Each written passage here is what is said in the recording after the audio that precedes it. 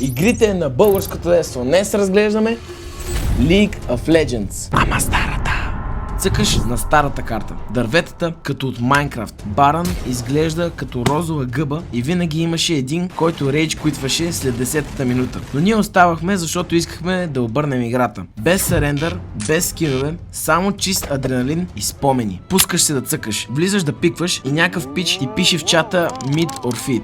Играеш си на бота, мидлейнера идва, взима ти кила, почваш да му спамиш чата, че ти е KS-нал и той почва да ти пише KS, bro, I saved you. А като много препалиш, отиваш да удариш един доминион набързо. Тогава балансът не съществуваше. Мастър Yi беше машина за пента килове. Катарина въртеше като пералня и ако някой позволяваше да ресетне пасивката, всичко завършваше за 3 секунди. Ясул пак си беше трайхардърски чамп. Блицкранк, едно кю. Или печелиш играта, или я губиш. А Тимо завинаги ще остане в сърцата ни като най-изнервящия герой в играта.